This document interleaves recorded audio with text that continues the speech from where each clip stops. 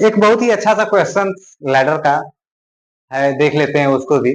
बहुत ही आसान है और बस कहने का मतलब देखिए, क्वेश्चंस कोई टफ नहीं होते हैं। क्वेश्चंस को आपको समझना है और किस वे में और किस तरीके से आप समझ रहे हैं, बस ये देखना है। अगर आपने क्वेश्चन को देख लिया तो क्वेश्चन को सॉल्व करना बहुत ही आसान हो जाएगा। बट देखिए हम कैसे इसको आसान बनाते हैं। ठीक है, क्वेश्चन कोई टफ नहीं है। कह रहा है कि एक लैडर है जिसकी लेंथ 4 मीटर है। कितनी है? 4 मीटर है, यानी 4 मीटर।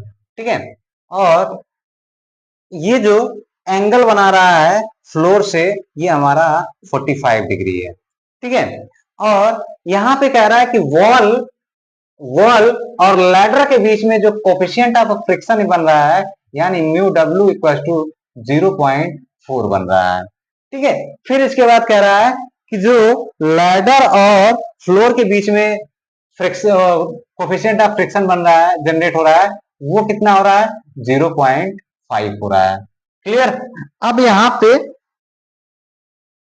अब यहाँ पे हम लोग चलते हैं, तो यहाँ पे हम लोग देखें एक चीज और हमसे कह रहा है कि इस लैडर पे एक आदमी चढ़ा हुआ है।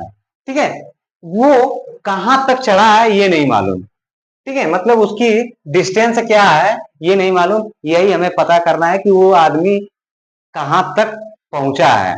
ठीक है, तो कह रहा है कि वेट ऑफ अ मैन। ठीक है, weight of a man weight of man ठीक है, वेट ऑफ अ मैन कितना है? कह रहा है कि लैडर का हाफ है। ठीक है, कितना कह रहा है? लैडर का हाफ है, यानी लैडर का वेट अगर मान ले डब्ल्यू है। ठीक है, लैडर का वेट कितना है? डब्ल्यू है, तो इसका कितना हो जाएगा? W/2 हो जाएगा। ठीक है, तो देखते हैं वेट ऑफ अ मैन दिया हुआ है कितना। अगर मान लीजिए कह रहा है कि लैडर का वेट W है, तो वेट ऑफ अ मैन कितना हो जाएगा? W/2। ये बात समझ में आई? ठीक है, अब इसके बाद हम लोग क्या करते हैं, यहाँ पे अब हम चलते हैं सॉल्यूशन की तरफ में। तो देखते हैं, मान लीजिए ये W वेट है यहाँ पे लैडर का। ठीक है, और हम ये मान के चलते हैं कि ह्यूमन जो है वो यहाँ पे है, जिसका वेट कितना है? 0.5 W या W/2, कुछ भी कह सकते हैं, दोनों चीजें सेम है। ठीक है, अब इसके बाद कह रहा है कि वो ऊंचाई ज्ञात करिए, वो डिस्टेंस ज्ञात कीजिए जिस पर ये इंसान पहुंचने के बाद ये हमारा क्या कर जाए? स्लाइड कर जाए। लैडर क्या कर जाए? स्लिप कर जाए। ठीक है, तो हमें ये चीज फाइंड करना है, तो देखते हैं, चलिए। ठीक है, तो ठीक है, तो यहां पे अगर देखें तो एक रिएक्शन हमारा यहां पे काम करेगा, क्या? RW। और यहां पे एक फ्रिक्शनल फोर्स जनरेट होगा, वो अपवर्ड डायरेक्शन में जाएगा, ये कितना? FW। ठीक है, यहां पर एक रिएक्शन जनरेट होगा, वो क्या? RF। ठीक है, यहां पर एक फ्रिक्शन फोर्स जनरेट होगा, वो क्या होगा? FF। ठीक, अब चलते हैं, फाइंड करते हैं। इसके बाद हमें डिस्टेंस की आवश्यकता पड़ेगी, तो हम डिस्टेंस भी देख लेंगे, फाइंड कर लेंगे, आगे की बातें हैं। ठीक है, तो फिलहाल पहले यहाँ पे हम डिनोट तो कर दें, A point, B point, C point, यहां से ये पॉइंट आ जाएगा डी पॉइंट, और यहां से ये पॉइंट आ जाएगा ई पॉइंट। क्लियर? अब चलते हैं, सारी चीजें पहले से प्रिपेयर्ड रहे तो सॉल्यूशन करने में हमें अच्छा लगता है। ठीक है, तो अब यहाँ पे हम सबसे पहले क्या करें? Summation of horizontal force equals to 0। Summation of horizontal force अगर देखें तो कौन कौन से हैं? एक है FF, यानी FF, फिर इसके बाद एक है RW। ठीक है, RW इक्वल्स टू RW। तो यहाँ पे दो ही है ना हॉरिजॉन्टल फोर्स। ठीक है, तो यहाँ पे हम क्या करें? FF इक्वल्स टू क्या करें? Mu F into RF equals to RW, यानी RW इक्वल्स टू हमारा क्या वैल्यू आ जाएगा? RF की वैल्यू कितना है? म्यू एफ की वैल्यू कितना है 0.5, ये हमारा क्या आ जाएगा 0.5 आर एफ। यानी हम कह सकते हैं कि R F equals to 2 R W, कह सकते हैं। क्लियर, ये बात समझ में आई? भाई कुछ नहीं है, यहाँ पे अगर 0.5 न रख करके 1.2 रख दे और इस 2 को इधर ट्रांसफर कर दे तो बात हो गया। क्लियर, ठीक है। तो ये हमारा हो गया 0.5 आर एफ। क्लियर। अब इसके बाद summation of a vertically force resolve कर लें। Summation of a vertical force equals to 0। Then vertical force क्या क्या है देख लिया जाए। आर एफ है, आर एफ हो गया, ठीक है। फिर इसके बाद डब्ल्यू है, डब्ल्यू, आर एफ और एफ डब्ल्यू क्या है, दोनों अपवर्ड है इसलिए इधर कर लो, और डब्ल्यू प्लस 0.5 डब्ल्यू ये आ जाएगा। यानी R F plus F W, F W को हम क्या कर सकते हैं, mu mu W R W equal to हमारा क्या आ जाएगा 1 और 0.5, यानी क्या आ जाएगा 1.5 डब्ल्यू। क्लियर, ये बात समझ में आ गई। अब यहाँ पे हम क्या करें, चाहे तो हम यहाँ पे आर एफ की वैल्यू रख करके यहाँ से हम यहाँ से आर डब्ल्यू की वैल्यू भी निकाल सकते हैं। तो निकाल लेते हैं, देखते हैं जो होगा फिर देखा जाएगा। ठीक है, तो यहाँ से हम रखते हैं आर एफ की value 2 R W plus mu W की value 0.4 R W, 2 R W, 2 R W plus 0.4 R W equals to 1.5 W. यानी हमारा क्या आ जाएगा 2.4 R W equals to 1.5 W, या आर डब्ल्यू की वैल्यू रख लें, आर डब्ल्यू इक्वल्स टू हमारा क्या आ जाएगा 1.5 डिवाइड बाई 2.4 डब्ल्यू, ये आ जाएगा। क्लियर। अब इसके बाद हम क्या करें, अब इसके बाद हम क्या करें, मोमेंट निकाल लें। ठीक है, मोमेंट निकाल लेंगे। हमें आर डब्ल्यू की भी वैल्यू पता चल गया, आर एफ की वैल्यू पता चल गया, और हाँ ठीक है आर एफ ठीक है, कोई दिक्कत नहीं है। ठीक, अब मोमेंट निकालेंगे, बी पॉइंट के अबाउट निकालेंगे। ठीक है, बी पॉइंट के अबाउट निकालेंगे तो ये तो पूरा टर्म जीरो हो गया। ठीक है, किसके, बी पॉइंट के अबाउट निकालेंगे तो पूरा टर्म जीरो हो गया, या हम ए पॉइंट के अबाउट निकालेंगे तो ये पूरा टर्म जीरो हो गया। निकाल लेते हैं, देखते हैं जो भी होगा। तो हमसे क्या पूछा है, हाइट ही पूछा है ना, हाइट,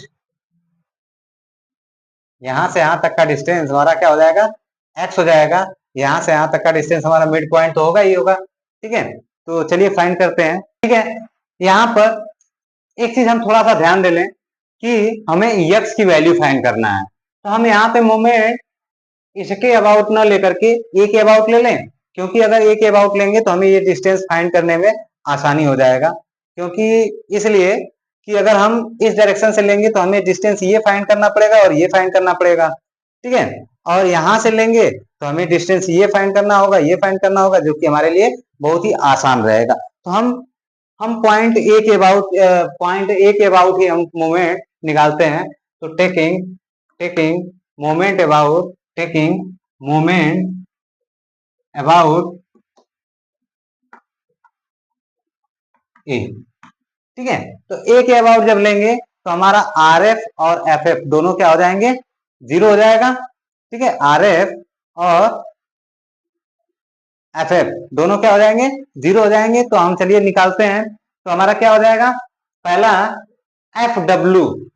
ठीक है, एफ डब्ल्यू हमारा क्या आ रहा है, एंटी क्लॉकवाइज आ जाएगा, तो इसको छोड़ देते हैं। आर डब्ल्यू हमारा ये भी हमारा एंटी क्लॉकवाइज आएगा, ये भी छोड़ देते हैं।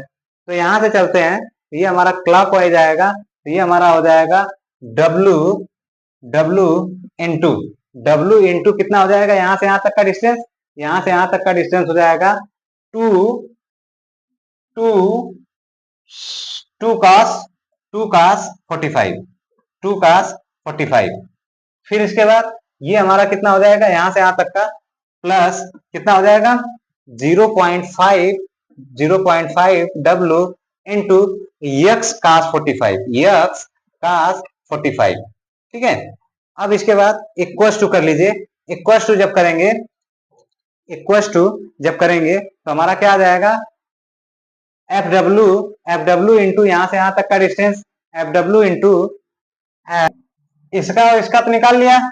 अब इसके बाद चलते हैं इक्वस टू में अब इनका निकालेंगे आर डब्ल्यू का। तो आर डब्ल्यू का हमारा क्या मिलेगा, यहां से यहां तक का डिस्टेंस, तो यहां से यहां तक का डिस्टेंस हमारा क्या हो जाएगा, आर डब्ल्यू इंटू यहां से यहां तक का डिस्टेंस हमारा कितना हो जाएगा, 4 साइन 45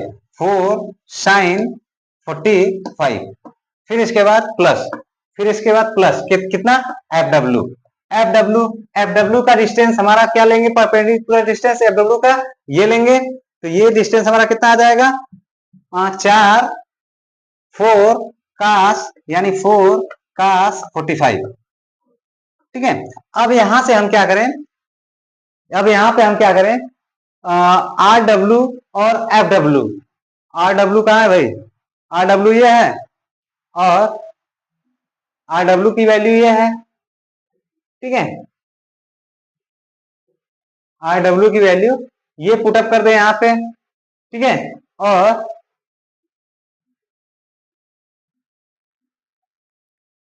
आर डब्ल्यू की वैल्यू यहां से पुटअप कर देंगे तो बचेगा एफ डब्ल्यू। हाँ ठीक है, ठीक है। तो यहां पे हमारा